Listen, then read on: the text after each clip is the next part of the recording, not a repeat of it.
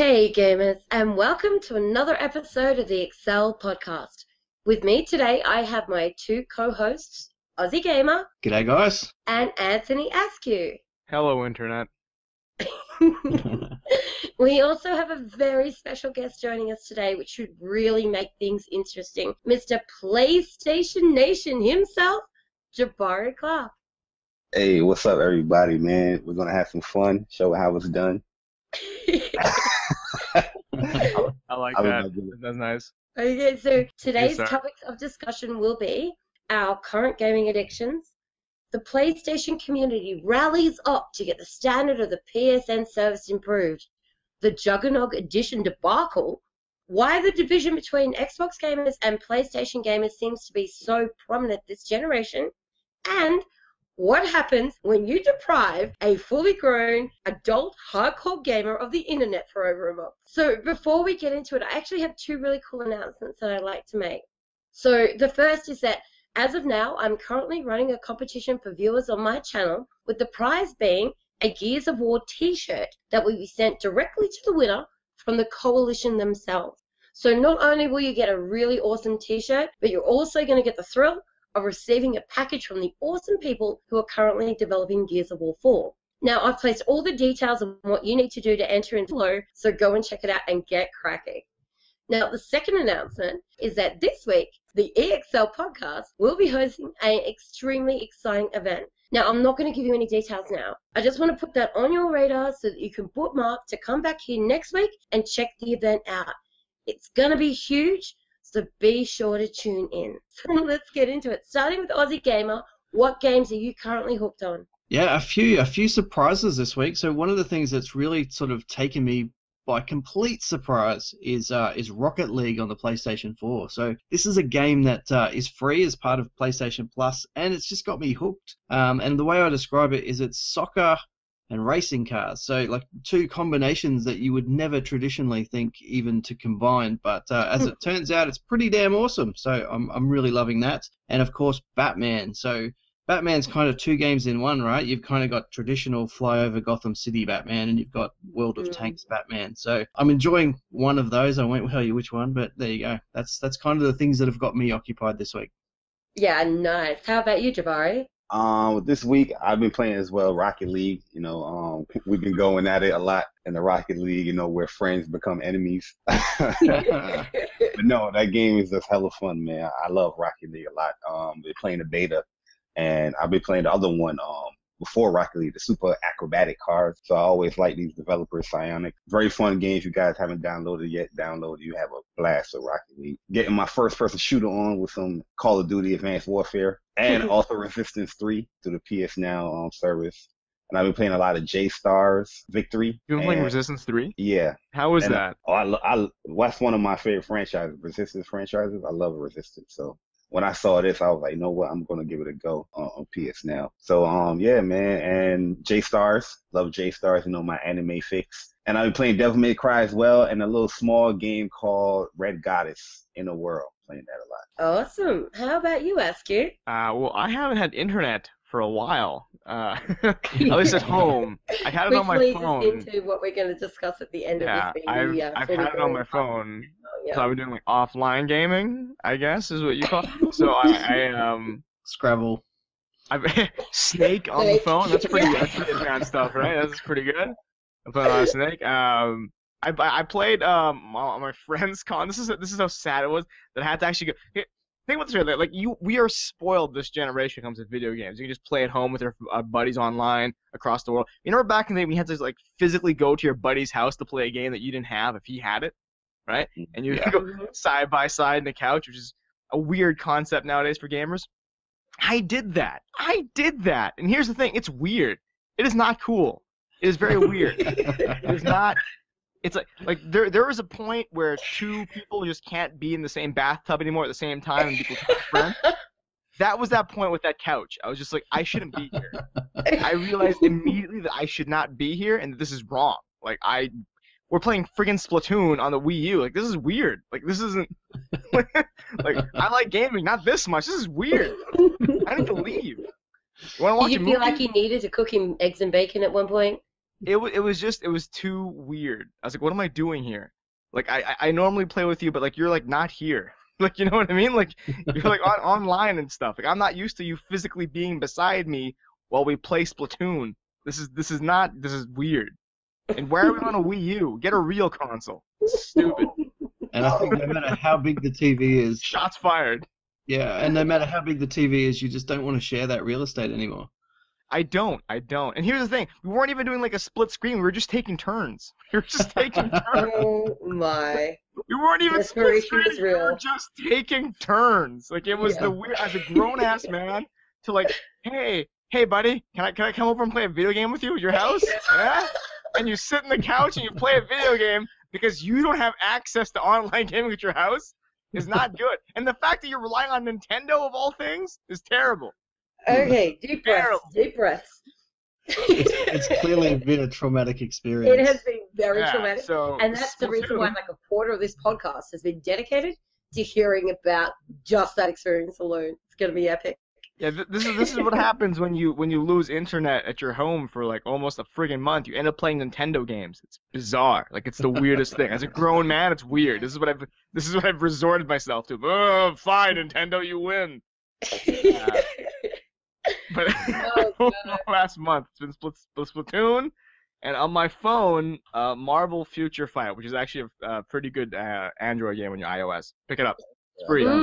So while we're on the topic of the Marvel game that you're playing on your phone, Future why Fight. don't you tell us a little bit about how free that game is? Okay, well, it's free. It's free to play. I picked it up, didn't pay a penny for it, and now I'm playing it. That's how it works. Care to elaborate on that a little? No, that's pretty much the end of that story. It was free. I picked it up, and I'm playing it. No microtransactions you might want to mention? Yeah, I bought some stuff. How much stuff? Like $250 worth of stuff, but the game itself is free. The game Yep, it is free. a free game. It's awesome. Yeah. And you know what? I will check it out, but I will grind. I won't give in to the demon. I will grind. I will grind too, but with all the characters and every possible alternate skin that they have. Oh, I will grind too. So I've been playing a lot of Advanced Warfare, which should come as no surprise to anyone here. Also a little bit of Black Ops 2, arguably one of the best installments in the COD franchise. Some Mortal Kombat X, some MK9. Obviously, I smashed out the Gears of War Ultimate Edition beta. I've also been going through Ori and the Blind Forest again. Plus, I've been playing this game called Magnetic Cage Close by Guru Games. It's actually on the PC, and now I'm not really a PC gamer, but I've been playing a few titles on there of late. I've actually been enjoying it. And obviously, I'm still trying to beat Volga the Viking. Oh my god, that game is killing me. Why are you on Volga the Viking? Because I wanted to give it a go. Like, I had such good reviews about it. And you know what? Like, when I first started playing it, I was like, I hate this game. This game is making me want to pour petrol on my Xbox and set it on fire. But after I gave it a little bit more of a chance, I'm now kind of addicted to it. I think I gave it about 3 minutes. You've That got to Volga push past that 3-minute mark. yeah, I gave that game like an hour. This I is got gonna it. sound really messed up, but when I saw that it was free on Xbox Live, for whatever reason, I just dismissed it. Like, this can't be good. It's free. I never but picked it see, up. that's the thing though, like it actually is good. If you give it a chance, you actually get this like really holistic kind of old school arcade experience out of it that you're Oh, not for getting sure, anywhere yeah. else. And it's Yeah. been crafted in such a way that it smacks you in the face. It is unforgiving. And for anybody who's really competitive that just refuses to be beaten by a game, oh my god, it keeps you coming back. It's amazing. Is it 1080p? All right, so let's get into the bulk of things.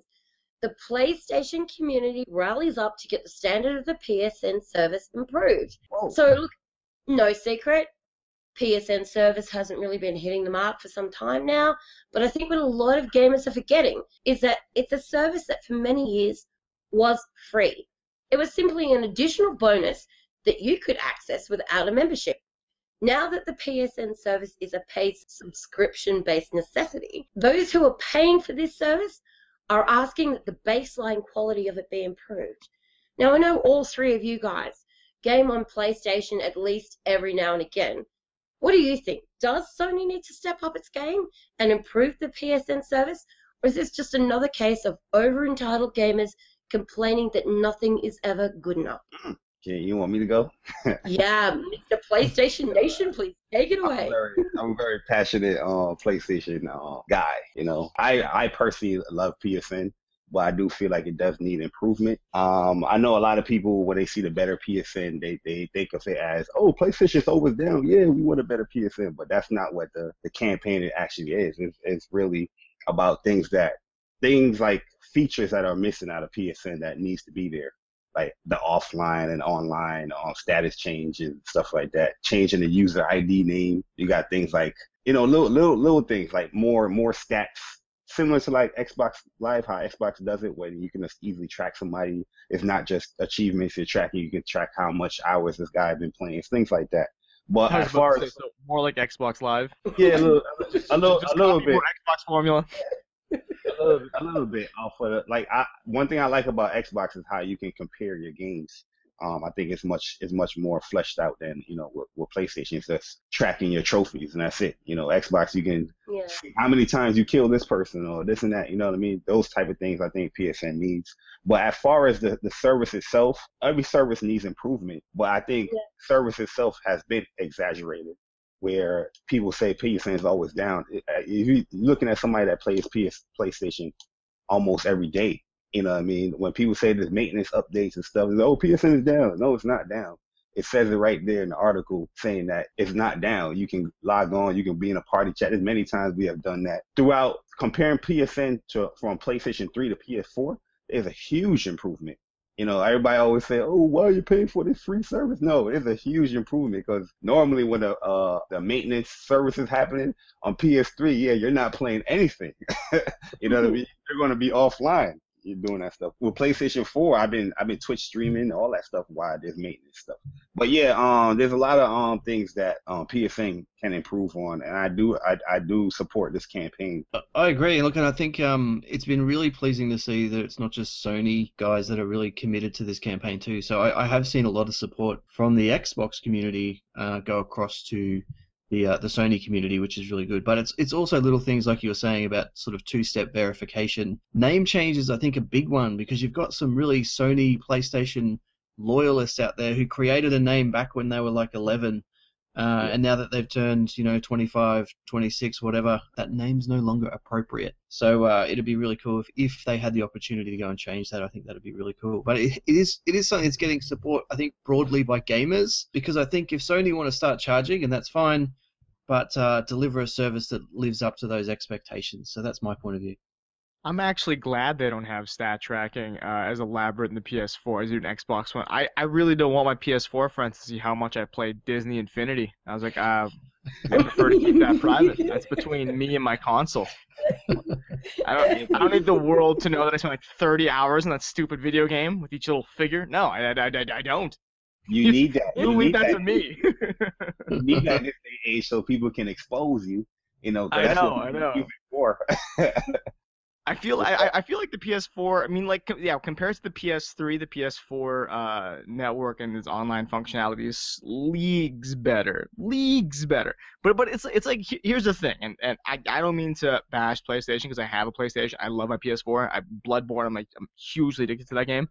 But like, it's like the little things that they have, or not little things, but the things that they do have this generation compared to last gen. It's things that I, as an Xbox gamer as well, I was already accustomed to, like party chat and stuff like that, right? So it was a matter of catch up and what can you innovate now that you have kind of an even playing ground, now that you have another successful template to kind of go off of. And I don't feel that they really did enough to go off of that template to kind of make it their own, as opposed to just like, okay, they have this, well, we can do that too. Like, I mean, like, how long did it take them to get YouTube on there? Like, you know what I mean? I feel like with a party chat, on my experiences, it's way better than the Xbox Live party chat, because with PSN party chat, you can do much more. Little things like naming your party, send a message within the party, the share play feature.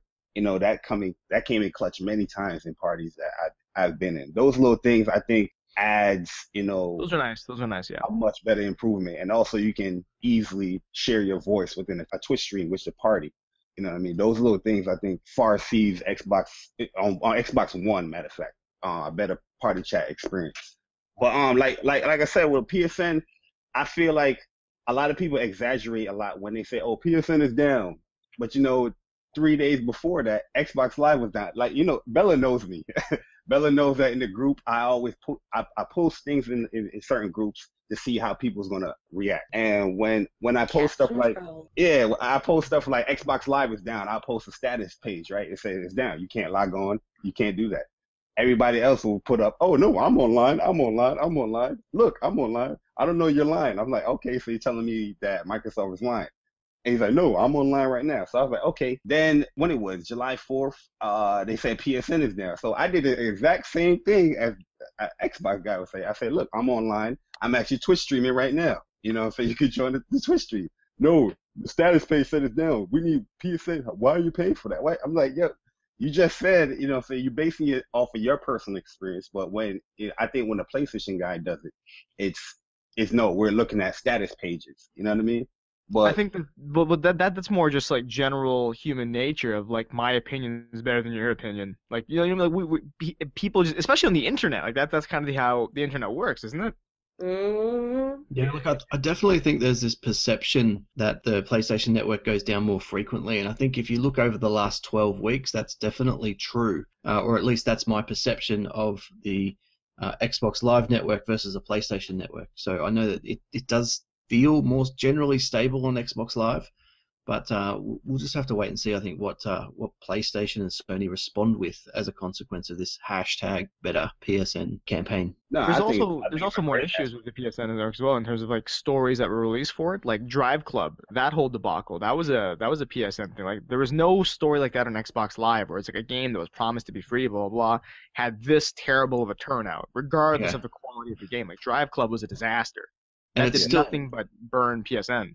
And it's a demo, right? I mean, it's not really a free game. It doesn't feel like a free game. It just feels like a glorified demo. It's a glorified demo. Yeah, because it's an unlock, right? Yeah. Drive Club is the free version of Drive Club is just pretty much like it's a demo. You're not really. It was a tease to get people interested. It was a demo, and it was a demo that took, number one, it took them that long to get it going in motion, and then like the hurdles that they had to go through for quality control over a demo. Like I've never seen any, like I've seen publishers struggle with getting stuff out there, but not an entire, like not a Sony or an Xbox or a Nintendo.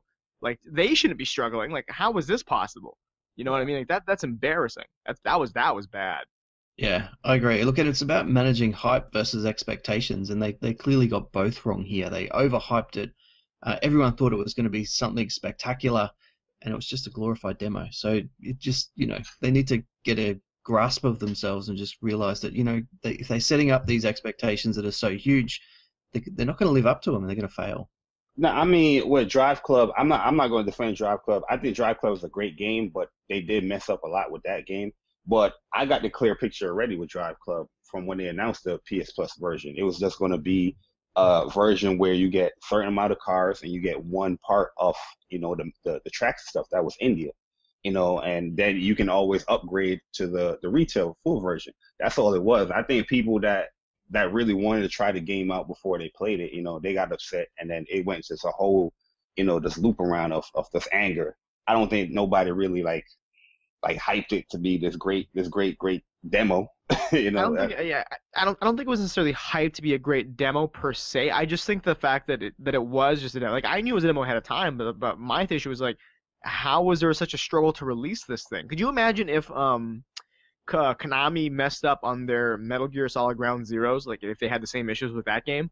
Like it'd be ridiculous. It'd be like, and weren't they gonna charge us full price for that too? Yeah. Like they had to lower the price, begrudgingly. Like, oh, fine, they don't like the price. You know what I mean? Like if they had struggled the same way that PlayStation struggled to release Drive Club, the demo, basically, like I would be furious too. Not because of the struggle or anything or the inconvenience, but because there shouldn't have been a struggle. Like this should have been very, very simple, especially for Drive Club, because it is just a demo. Like there should not have been any hurdles to jump to release that thing. Yeah, look, there's a lot of games that seem to be delayed for the PlayStation 4. I mean, Uncharted was clearly delayed. The Order Yeah, but that's 1886. a full game though.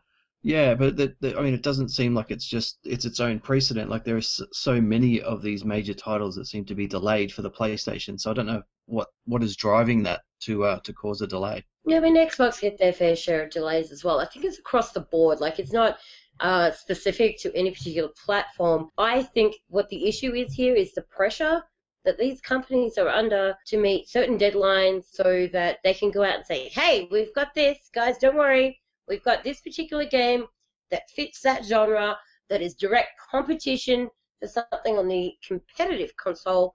Don't worry, we've got you covered. So that they're rushing these things out the door, and then they're realizing, we actually can't release this. It's really not finished.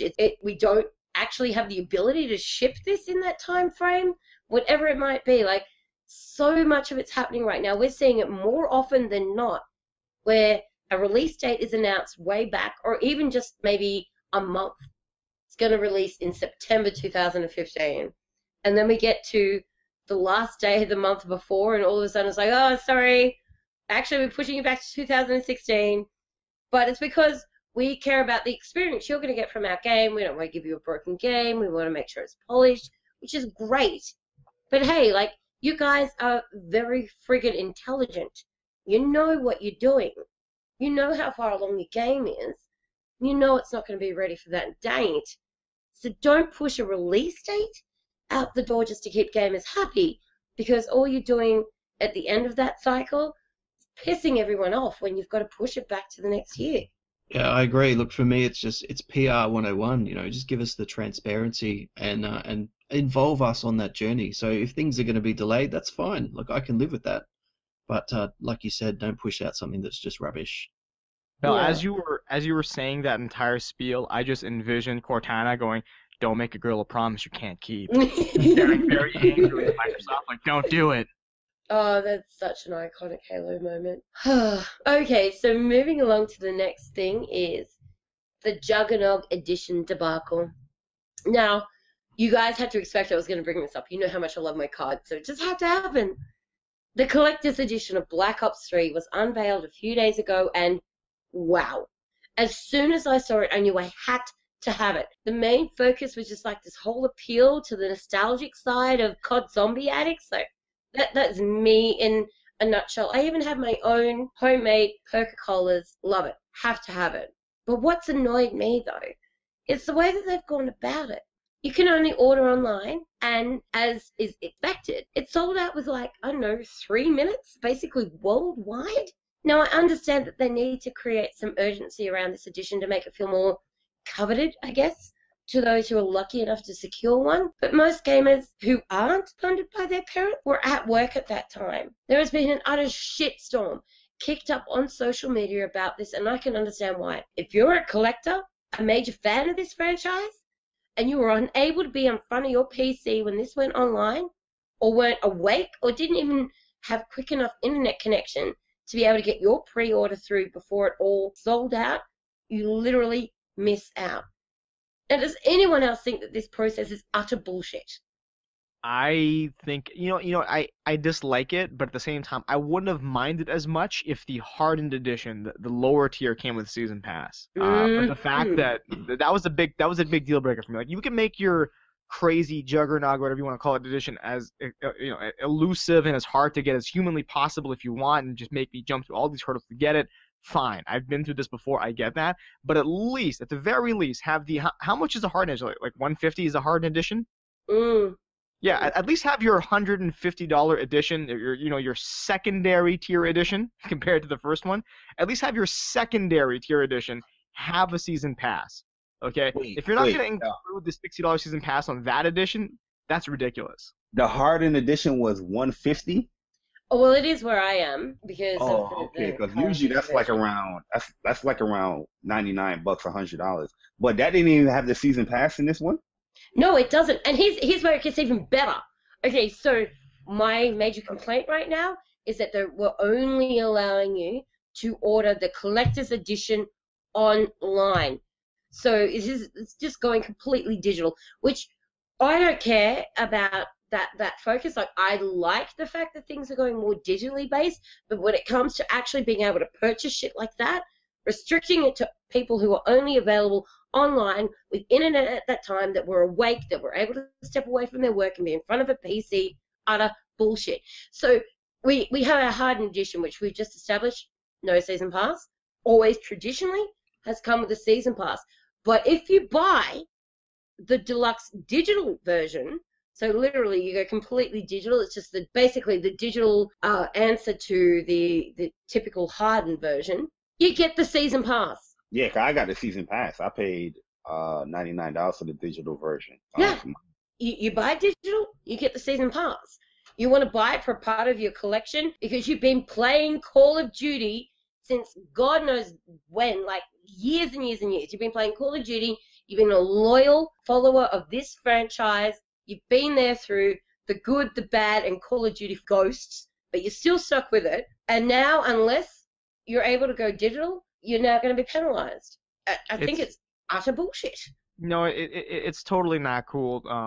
I'm all for digital now. Like it was a slow conversion to get me to that point. But now that I am, yeah. But now that I am, I'm totally all for digital. But this is kind of unfair. Like this is like for people that don't have internet, Activision, you're gonna lose out on people, and they're gonna go to their friend's house and they're gonna play friggin' Splatoon on the Wii U instead of Call of Duty. They don't have access to the internet in their stupid Juggernog Edition, and they're just gonna be a kid now and then a squid now and just play Splatoon all day long, weirded out and stuff. And get this, you can't even do that half naked. You have to wear clothes because it's rude to just go to your friend's house and play like you know what at home, like half naked and stuff. You can't do that. You can't do it. Your friend's girlfriend's looking at you like, why are you taking your clothes off? I'm like, don't just mind your own business. I'm playing games. And you know, even if you are in a comfortable place where you are able to sit and play in your underwear in front of your friend, I still don't think that's cool. Look, I would love to go 100% fully digital, but I literally cannot justify it when the physical copy comes out the same day, 33+% cheaper than the digital version. So I still can't do that. Maybe that's just an Australia anomaly, but that's what we're confronted with. It's ridiculous. Like, and you ask anyone who's gone digital. Like, I have been the poster child for going digital for a long time now. I've been pushing a lot of people that way because there's just so many benefits to it. But I've always said, and so has everybody else that has said, oh, you know, I am going to go digital, but there are some things that I will always get physical copies of. Things like the next installment in Halo, the next installment in Gears of War, the next installment of Call of Duty. Like, whatever you're passionate about, whatever titles and franchises are things that you've been following for years as somebody who previously, when this digital shit didn't even exist, like literally, you had to go and buy a physical copy. So you have these collections. And there are a lot of things that people are happy to give away and not worry about adding to their games collection so that they can go digital and move into the new age of gaming and all that kind of stuff. There are certain franchises that we're always going to want to continue to add to. This, for me, Call of Duty, for them to put me in a position where if I was not available to be in front of my PC, and like 1 o'clock in the afternoon is when they came online, 9 times out of 10, I'm actually in a meeting at that time at work because I work for a living.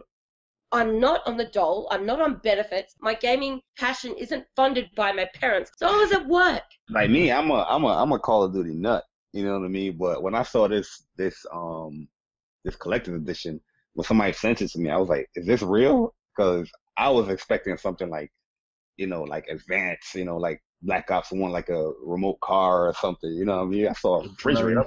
I was like, what the hell is this? With noises, like it makes noises from the game and sings the tune, does everything. Like it couldn't be noises? more awesome. Yeah, It makes noises. Just what you need at 2 a.m. Yeah, Like ripped from the actual game. This is like the Teddy From the Ruxpin actual of this game. generation. This is amazing. It makes noises. I couldn't get jiggy to it, man. So I just turned the page. I got my digital version. I'm good. I mean, this shouldn't surprise anybody here. Wasn't there like a time when Bobby Kotick was debating whether or not they should do like a thing where it's like we'll give you the game for X amount of dollars, but if you want the cutscenes, we'll charge you more extra because we're going to put more focus and emphasis in the cutscenes, make it more movie-like. Remember they were juggling that idea around? Like this to me is just Activision just flexing its creative juices. This is as creative as they're gonna get, Activision. This is them taking chances and being, cutting edge. I think some of it's got to do with the fact that they want to raise game prices, but they they don't, desperately want to raise game prices. Yeah, for sure. They desperately want to.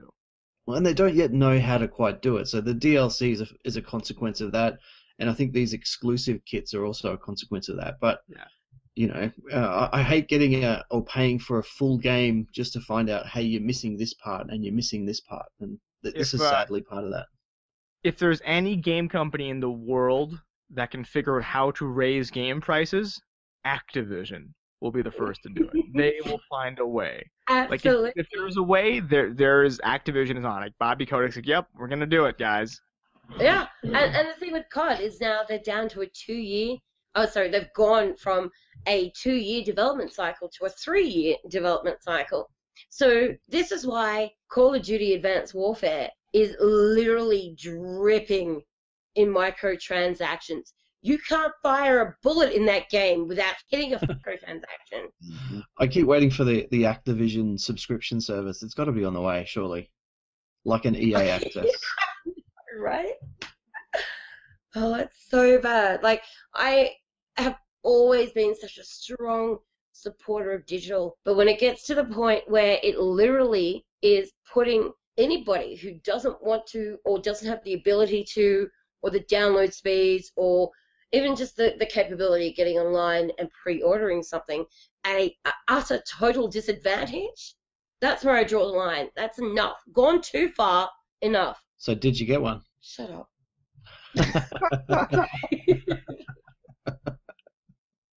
Got him. No, I didn't, because I ordered one for my brother first for his birthday, and then I ordered mine, and then I get an email later that afternoon going, oh, we're really sorry. I know that you think that you've secured your Juggernog Edition, but I hate to tell you this, one per person only.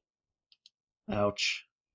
Well, on the bright side, you can play other first-person shooter games that aren't going to milk you a DLC, like Evolve. Whoa. Yeah. You can play games like that where the developers make a game that's totally complete, and then you just play it. You don't have to pay hundreds of dollars to get additional characters and skins. Everything is there. Everything is there. It's a full-fledged experience, and everyone's playing it. It's one of the most popular games right now. Everyone's on that train. Everyone. And you know what? I applaud that company for not going the DLC route and flooding the PSN store or the Xbox Live Store pages with like dozens upon dozens of weapon skin packs for $4.99, or brand new characters that play the same as the other characters but look slightly different, or stupid skin packs with monsters and stuff. I'm glad they didn't do that. I am so glad, because that is a solid game right there. Absolutely. And it works so well for them because like so many people are still playing Evolve right now. #1 game in the world. Hey, look, I think the really great thing about competition here is that obviously you've got Halo 5 coming out pretty much at the same time as the next Call of Duty, and the fact that their DLC maps will all be completely free just says that, hey, you know what? The guys at Microsoft are going, there's a hell of a lot of competition between this Sony Activision deal with Call of Duty, and we need to get our shit together with Halo 5. So that's a good thing. I mean, that's a positive that's come out of this whole Sony Activision partnership. This wouldn't be the first time that Halo would give out free maps. Like they've done that numerous times. I think they're really promoting it though as like, don't worry, we've kind of lost the Activision Call of Duty thing, but don't worry, we've got free DLC with Halo 5. Gotcha. That's pretty good though, to be honest with you. Yeah, I mean it's a perfect game to do that with because that's their big game. So yeah. If there's any game that Xbox has that could potentially shift the tide from Xbox from PS4 being #1 to Xbox #1, it's going to be Halo 5. That's going to be their big game. Like if you look at Microsoft's roster of possible games to dethrone PlayStation, Halo is #1. If that canon doesn't work, there are other smaller canons aren't going to do it. True. Absolutely true. So they have to go all out. Like that's the only move they have. Yeah, and I guess we're still waiting for that killer app. on the Xbox One. I mean, even PlayStation 4 is still waiting for theirs. I guess most people were expecting that The Guardian, or The Last Guardian, sorry, was going to be that killer app, but it's just been pushed back for, what is it now, Jabari? It's been pushed back for like 11 years now. Last Guardian, about 8 or 9. Yes, No, it got announced in 2009. What's that? Mass come to me. That's almost 7 years. It's gonna be 7 years now. It comes out 2006. Yeah, it's a long time. Like, wow. Yeah, I just want to know what the hell went on with that game. I want to be the fly in the wall and just tell me everything that went on with that. I still don't know what the hell it is. As far as I can tell, it's a chicken dog and a little dude, but other than that, I've got nothing. Oh man, if you want to get a quick like synopsis of what you think The Last Guardian might be, you got to play Ico and play Shadow of the Colossus. Though Shadow of Colossus was a hell of a game. Ico I didn't complete, but Shadow of Colossus, oh my god, I love Shadow of Colossus is amazing. To this day, I still talk back about that game very fondly. Like, I love the premise, I love the background, I love the way it looked, and I love this notion that I'm not necessarily the good guy in this game. These monsters, these big beasts that you're hunting down, like, they're not really destroying anything. They're just kind of roaming around. Like, that's their world. Like, they're just living their lives, and you're just like, I'm gonna kill all of you because I'm a dick. And this chick seems to be hurt, and I don't know. I guess she likes it when I kill you guys, so I'm going to do that for this random person who kind of looks like a dude, by the way, but that's okay. I'm just going to kill these beasts for no apparent reason, and then at the very end of the... Like, I'm not going to spoil it, but you know what I mean? Like, nothing is really resolved. It's just like, I just killed a bunch of beasts for no reason. All right, that's cool. Hope there's a sequel. And then no sequel. Yeah, no sequel. I'm still surprised that a studio could go so long without putting out a game, and Sony's just like, okay, that's fine. Take your time. It was a big surprise, and I think that as far as PlayStation's presence, they know they couldn't have shown up without being able to say, and here is your first look at The Last Guardian. But I fully have money on the next thing we hear about this game is, sorry, we're gonna have to push this back a year. Oh yeah. I kind of wanted this to come out holiday season. But I don't know. It is what it is. That was a little disappointing seeing 2016, but I was just happy to see the game. I was like, yeah, finally, let's go. I almost caught a tear in my eye when the fanboy in me came out. I mean, it was nice to see it, because even as somebody who is more of an Xbox gamer, knowing how long that's been in the works and how many times it's been pushed back, just how excited PlayStation gamers were for this title, to actually see them come out with gameplay of it was kind of really exciting. And I know that must have been sort of liberating for you guys a lot that have been batting this drum for so many years now, going, it's not a myth, this game does exist, to be able to see, look, I told you the game exists. Oh yeah, I was called everything. It was good to see. They call me a non-gamer. They were spitting at me when I said that this game will be shown. It was like, you don't know nothing about games. You don't know nothing. That's harsh. A non-gamer? Yeah. What is that? That's the thing I call people with Wii U's and stuff. Get out of here, you non-gamer.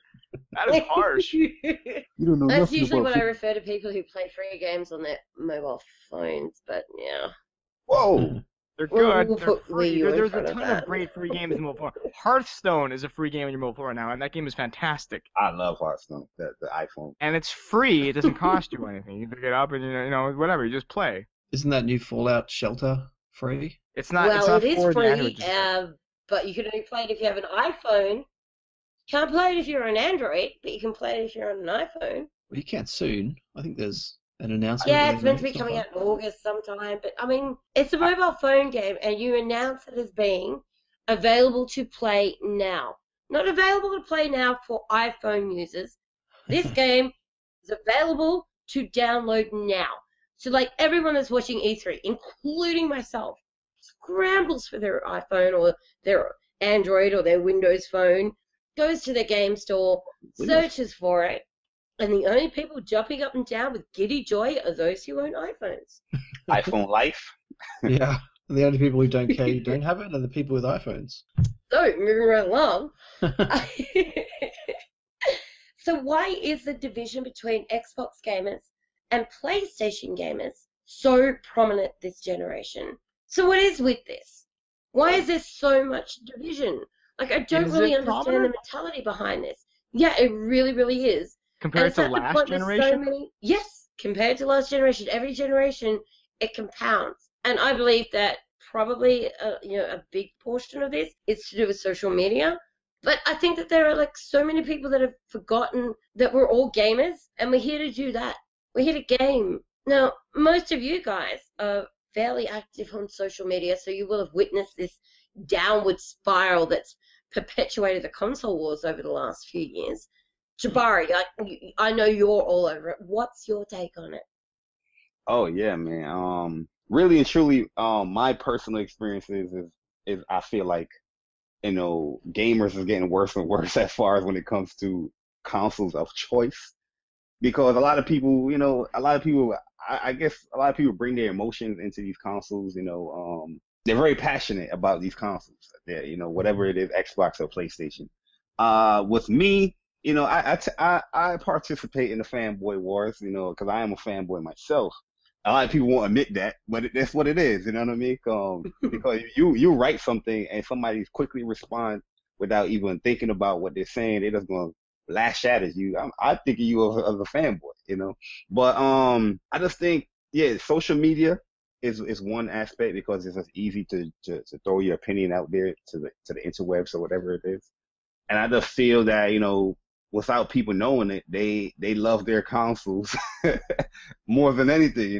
You can have a set opinion about something. Everybody's going to disagree, and that's fine. What I mean, that's the part where, like, as I said, I'm a fanboy, but I'm very logical when I think. Okay, like, I understand there's certain things with PSN that's bad. I will admit that. You know what I mean? But there's people that they won't admit anything that is wrong, or not even saying anything is wrong, but even if it's a game that they don't like, they will still hype that up because it makes their console look good. I don't know, man. I just feel like the social media aspect is there, and I do feel that on the PlayStation side, when it comes to things, I just feel like it's a more, they just respond and reacting to what Xbox guys have been doing, on 360. Like all the things that people say, who cares about resolution and sales? That's just a reaction of what was happening last gen being plastered onto this gen, So the people in play. So you guys are overcompensating for winning right now. Yeah, like if you look at it, like I was talking to Bella too. I was like, if you look at it, with 360, NPDs was huge in the 360 era, because Aaron Greenberg, everybody was tweeting that joint. Hey, look, we won this month. Xbox won again. Xbox won again. Xbox won again. Xbox won 10 months in a row. So, now, say PlayStation fans that, is fanboys or whatever is looking at like, okay, damn it, Xbox 360 is just like selling. Who cares? They would probably hit you that, who cares about sales? But now, when the PlayStation 4 is hitting, it's like, oh, we can get the Xbox guys back. This is just part of fanboy wars. There's hypocrisy all day with it. So they're gonna use it. That's gonna be a perk. Hey, we outsold you guys 8-9 months. It is what it is. Like the same thing with resolution. Everybody knew that PlayStation 3 was a beast console. It was a very powerful console, but nobody really wanted it to develop for that cell process. It was a headache. And Xbox games always came out better performing. The resolution was better, with COD as well. I was a big COD dude, and I would go to my friend's house like, some games were a huge difference. Like Bayonetta was a night and day difference between the 360 and the PS3, night and day. Skyrim as well, and I remember the stuff where Xbox version is better. We got the better resolution. Our game is 720p. Your game is in 540, 80, 16p, whatever it is. You know what I mean? And people. Even the Facebook groups before this console came out, that was a selling point as far as why people should be buying the Xbox One. The Xbox 360 games were performing better and Xbox sold better, so they're in a better position and all that stuff. But now I see a lot of people saying they don't care about it because the same thing that was used against PlayStation fans is being used now. But this is just off of after a PlayStation perspective. I can't really tell you guys from the Xbox standpoint. There's like some guy on the Xbox side. This would have never happened if Xbox was number one. There'd be no fan wars. We just go back to being number one. Remember those days? They were great. I seriously can't remember anyone complaining about the resolution of either the 360 or the PlayStation 3 back in the day. So Yeah. it is definitely something that I think has come to the forefront for this generation. That's not on the gamers though. The resolution is 1,000% on the developers for showing off those specs and making it a big deal. Gamers never cared about resolution before or how much P this game had. Yeah. The only technical things gamers ever cared about back in the day were bits. Remember bits? The bit war. My console's more bits than your console. That was the only thing. Resolution and the amount of Ps that this thing has was never a big deal until it might have been Ubisoft that started to be like, hey, our game has this and this and this and this and blah blah blah blah blah, and then all of a sudden it became a big deal. Now everyone's caring about it. That has nothing to do with gamers though. We were tricked into that. Yeah, and I do love those blind tests where they say, tell me which one's the PlayStation 4 version and which one's the Xbox One version, and inevitably everyone gets it wrong, or most people get it wrong anyway. So that's something that's very interesting. But what I think I do want to remind people of is competition is a good thing, not a bad thing. So I don't want to see a Microsoft with 90+% market share or a Sony, because inevitably they become lazy when they have that much market share. And that's the reason that we have this #better PSN campaign, because Sony are probably going to get complacent. They've got all this market share. They don't need to do anything to improve sales. They've already got huge market share. What do they say? Something like 70 to 90% market share of continental Europe. Whatever that geographical location means, but it's just like, you don't want them getting complacent. You want them working hard for my money. So that's my point of view on kind of this whole my console's better than your console. Yeah, realistically, besides cleaning up the PSN network a little bit and adding some features that probably should have been there to begin with, the main thing that Sony could do is, I don't know, release more games. That would be nice. PlayStation, nice. How about some more friggin' games? And that's probably why we're all bitching, right? Because we've got no games. Some damn titles. Oh, they've got them. They're coming. Just like next year. See, I'm on the total opposite of that. I think PlayStation has too many games where I don't have enough time to play them, because like I like my Japanese games. You know what I mean? When I see these games dropping like J-Star Victory, I know some people's gonna be like, what the hell is that? But to me, that's like a most anticipated game for me. You know what I mean? As a PlayStation guy. J-Star Victory. Yeah, you know what I mean? See, you get to laugh, like you get a little chuckle, like what the hell are you talking about? But on the PlayStation side, like we're looking at things like why are Xbox guys or anybody saying we don't have any games? It's like a game coming each month that like a lot of times we talk in our podcast, I talk in the community and party chats and stuff with like I don't have the time. People will message me like, yo, what game should I play? What game should I buy next month? Because I'm already playing all these other games that is not on any other console. That's on PlayStation 4, you know what I mean? But like every time I see stuff, I be like, PlayStation has no games. I'm like, I don't get what people was talking about when they say they have no games. I mean, probably they didn't get that. Those games are like smaller games. I'm talking like big name, like actual like AAA games, like games. No. But the thing is like you're saying that's a small title game, but to me that's not a small title game. That to me that's some of those that J-Star Victory game. I've been waiting for that game for about 2-3 years now because it was a Japanese game. I never got a chance to play. So to me, that's a huge title to me. You know what I mean? Well, of course. But to the rest of the world, to the other 99% of gamers, where's Uncharted? Where is it? Yeah, but that's just one game. You know what I mean? Uncharted is a huge game. Yeah, but it appeals to the masses, but I don't look at mass appeal as something to call a game a small game or a big game. You know what I mean? To me, there are other games that are smaller than Uncharted that play. That's what Bloodborne is for.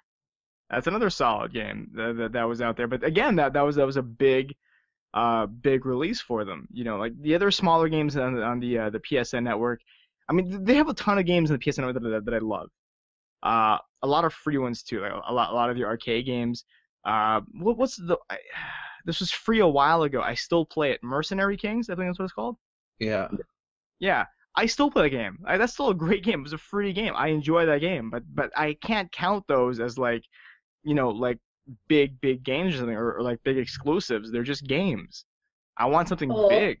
to get me It's excited. the best movie that Aussie gamers ever played, The Order 1886. Absolutely true. I'm glad I picked it up for $20 because if I'd have gone and paid full price, and in Australia that's like $99, it would have killed me. It's like I think it took about 7.5, 8 hours, and that's just not enough.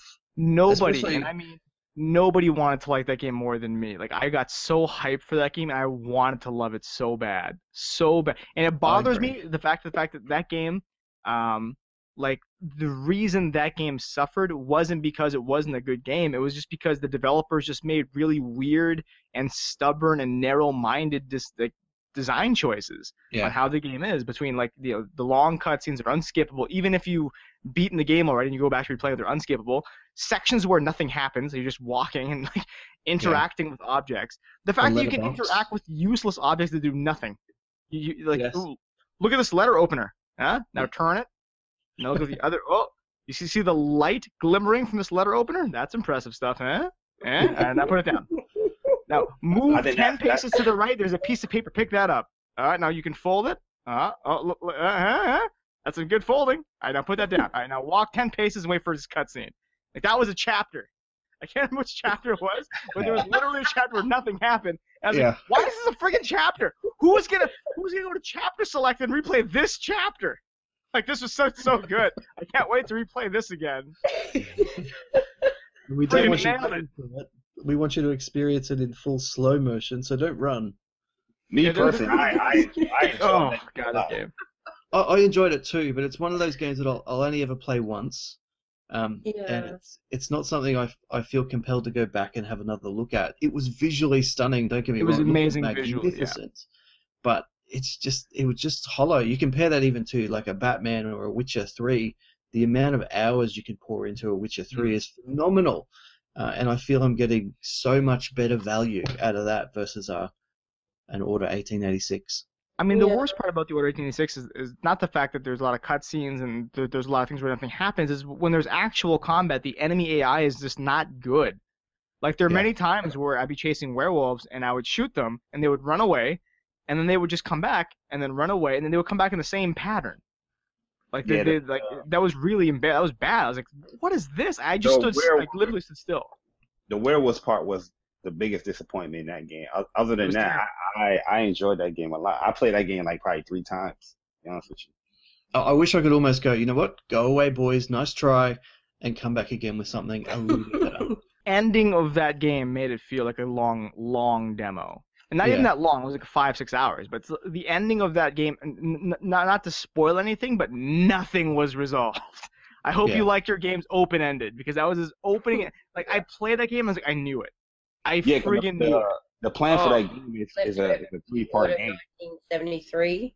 I think, though, correct me if I'm wrong, that the whole studio's been disbanded as a consequence of just not performing that well. So I don't think we'll ever get to see number 2 or number 3. So that's a little bit sad. It's sad that they lost their jobs, but like I'm happy that was a consequence of having a game like that come out. Because, like, if you're gonna make a game and you're gonna plan, this game's gonna have a trilogy, we're gonna make this into a big franchise, blah blah. At least make the ending of the first franchise fulfilling. Like, that was a good ending, blah blah blah, and then hype me. Like, you know how like Marvel movies where like they had this big, action-packed cinematic, and at the very end there's a teaser to the next movie. Give me the teaser to the next movie. I'm excited for that. Why am I excited? Because I already had this awesome ending to this movie. I was already satisfied. Don't leave the awesome ending of this movie for like the next game. You know what I mean? And the sad thing about this is why bigger development companies don't take chances anymore these days. They stick to what has been a proven seller that gets their games off the shelves and into homes and into consoles, and they don't stray too far of it. Like Call of Duty, perfect example. Not only do they not change things too much, but every time they add something new, they then go and take, like, it's like, oh, I like this from that game. I'll grab a little bit of this. I'll grab a little bit of that. Oh, did you see what they just did there with Timefall? Let's do that. Let's grab that. Like, they don't change away from what gamers are enjoying in that particular time space too much at all. They stick with what they know is safe and what they know. As gamers, we should all unite and just like play the crap out of Splatoon. In the next Call of Duty, I want the ability to just turn into a squid. You did end up getting naked in your Batman underwear, didn't you? Because like you're just going on about Splatoon way too much. I think with the order, there was a time in my life where I had no internet, Bill. This is a very dark time for me. Well, we're actually going to go into that right now, actually, which is what happens when you deprive a hardcore gamer of the internet for an entire month. Please, you play Nintendo. ask you, the floor is yours. Walk us through the horrific experience that was your 1 month without internet. As a gamer, when I was deprived of internet at home, I was forced to go to my friend's house and play Nintendo. That's how that worked. Like that's what happens if you don't have internet at home. Is you go to your friend's house and you play Nintendo, and it's terrible. I enjoyed Splatoon though. Like I'm talking a lot of shit. I really like Splatoon. Like it was a fun game. It's stupid. Like it's just it's a I don't know. It was just I had a blast. Sometimes you're a kid. Sometimes you're a squid. You're shooting. There's paint. Hey.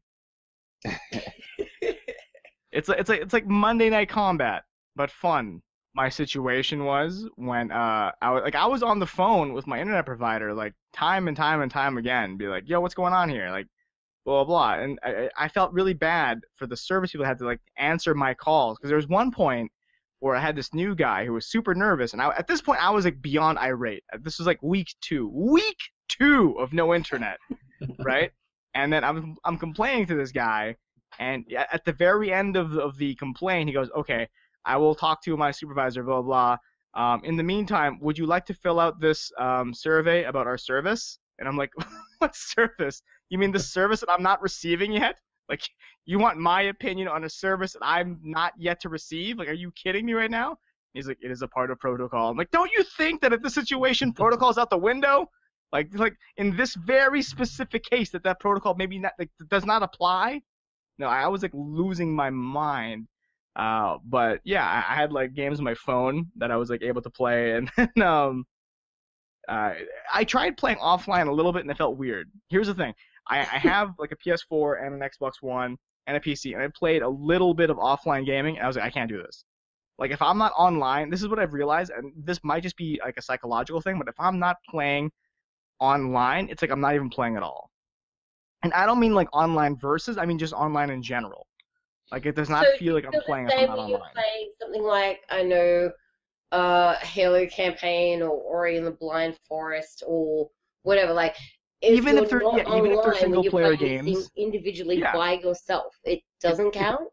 Like, even if they're individual games, like single player games, I'm just playing the single player campaign, there's nothing multiplayer about it. If I'm not online, psychologically, it just doesn't feel like I'm playing this game. Interesting. I think the achievements now don't help that either, because if you actually go and get an achievement and you're not online, you don't get recognition, that instant satisfaction for getting that achievement until later, until you go online. So you kind of feel a little bit ripped off. I'm not sure if that didn't factor into my decision. It just felt weird playing. What was I playing? I was playing The Witcher 3, which is an offline game anyways, but I was just playing that, and I was just like, this isn't right. I can't do this. Like, I'm not even online. Nah, I'm out of here. And then I just stopped playing it. Wow. I actually, to be fair, I asked numerous friends that had an Xbox and a PlayStation 4 if I could come over and play a game, and the only one that took me in was Nintendo. Okay? So to all you friggin' Xbox and PSN fanboys out there, when your fellow brethren was down in the guts and he was hurting and he was just like, I just need to play games, all of you turned your back on me, and the only person to take me in was Nintendo. Nintendo. I mean, the Nintendo guys need a reason to play that console as well. So. Like, hey, I get company. It's legit now. Yeah, he was super excited. It's like, yeah, come over. Have this great my God, somebody wants to play the Wii with me. Honey, go buy some popcorn, get some beers. No, the Top Shop stuff. We got company. Forget the beers. You need jelly beans when you're playing the Wii. They gave you a marketing pitch. Like, hey, you can be a kid and a squid if you play. It's amazing. That's it. That's all I've ever wanted in a game. Be a kid now, and I'm a squid now. It's fantastic. Go play Splatoon, or you're dead inside. Okay, so to wrap up, what are you guys all anticipating over the next few months? Whoa. Xbox One backwards compatibility. I'm kind of like, that's kind of cool. I feel really kind of like, I feel really weird and gypped because I rebought all of these like HD collection of games that have come out on the Xbox One because I figured there's no backwards compatibility and I still want to play games like Devil May Cry. So I bought them and I was like, oh yeah, so it's going to be backwards compatible. And I'm like, well, you son of a bitch. Like, I just like, come on, make up your minds here. Yeah, but you're the kind of person, if tomorrow they came out and said, hey, the Xbox 2 is launching tomorrow, you would go and buy every single one of those games on the Xbox 2 and be like, you know what, Xbox One, this is so much better than what you ever gave me. You would be happy because the with Xbox, that. So, because the Xbox 2 is going to have like the HD version of those games. but what does that matter? Like, isn't it about the experience? Isn't it about the game? No, that's the stupidest thing ever. It's about the most possible resolution that you can get in the game. Having said that, look, I jumped back into Rainbow Six Vegas the other day thinking, oh, this is going to be an awesome experience. And visually, I've got to say that game is pretty poor relative to what we're experiencing today. But it just didn't match up with what my mind remembered that game was. So Yeah. I'm hoping that that's not the experience we end up having thanks to backwards compatibility, where you jump into an awesome game just to find out, hey, this isn't quite as good as it used to be. Well, it is quite as good as it used to be. It's just a case of what we were used to then and what we thought was amazing then Yeah. versus what we're used to now. Two completely different things. I saw gameplay footage of Mass Effect 1 very recently ago, and I was looking at it, and I was like, it brought back fond memories of decisions that I made, and I think I looking back at games like that, like you think back of like the cutscenes and the choices that you made and the overall story, but when you actually look at how the gameplay worked, like that was just a terrible, like the combat sucked in that game. It was horrific. Like it was not well structured, that game. It really wasn't. They didn't pick up steam until Mass Effect 2. Yeah, 2 really picks up the combat when it came to that game. Yeah. So how about you, Jabari? What are you anticipating over the next few months? Well, due to I'm a PlayStation guy, there's a lot to be. But nah, God of War. It's a lot to wait for.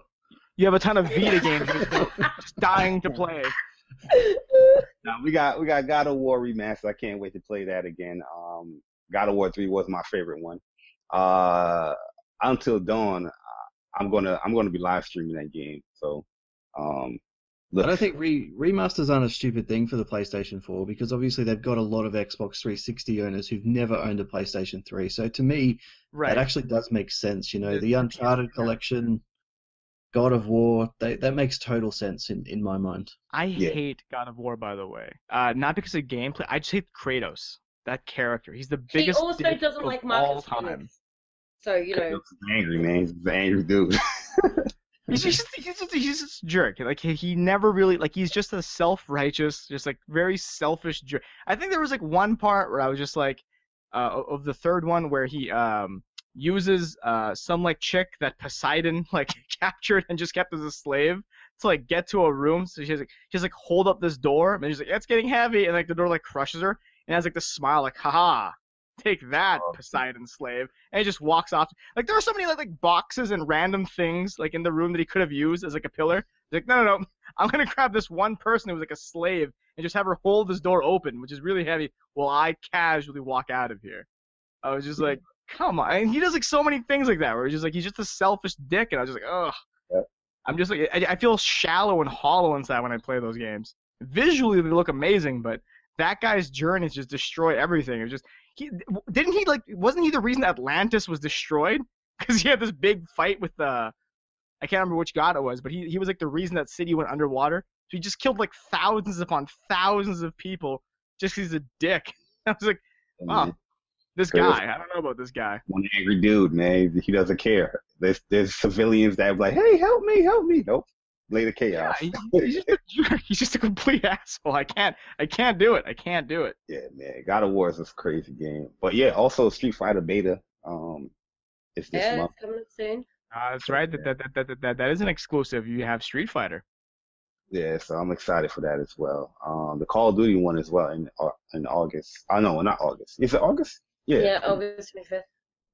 I'm excited. What's that one PSN or is it a PSN exclusive? The No Man's Sky or No Man's Land or what was it called? Yeah, No Man's Sky is going to PS first, not exclusive. So there's it's no console. date on that as well. There's no on that. That's a game that I'm like anxiously wanting to play. Just I see gameplay footage and I'm like, I want it right now. Like I'm that's the game I'm excited for. I'm excited for everybody. Yeah, it looks cool as hell. My one of my favorite games last gen, Journey, is coming this month as well. Vanishing of Ethan Carter. Those games I just can't wait to play, man. So there's a lot for me to be gaming on, in a couple of months. So we'll see. No, that's awesome. How about you, Wes? Look, there's one rumor that's been floating around, and that's that Microsoft looking to buy AMD, and I think that would be hilarious if that ended up happening, given that Sony would effectively be paying Microsoft $100 per console sold. I don't know if that is a true thing or rumor or whatever, but that's very, very interesting to me. I can't wait to see how that unfolds.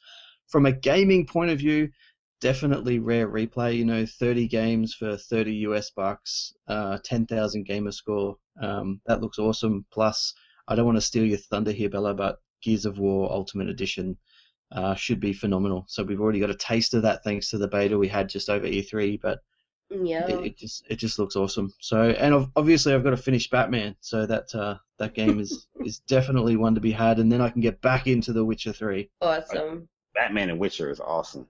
I'm a little pissed off with the Gears of War thing, not because I'm excited to play Gears of War, but I couldn't get into the beta, man. They gave me some damn code, and they're talking about, this code has been used. I'm trying to hit this guy up, like, yo, man, this code you gave me, it doesn't work.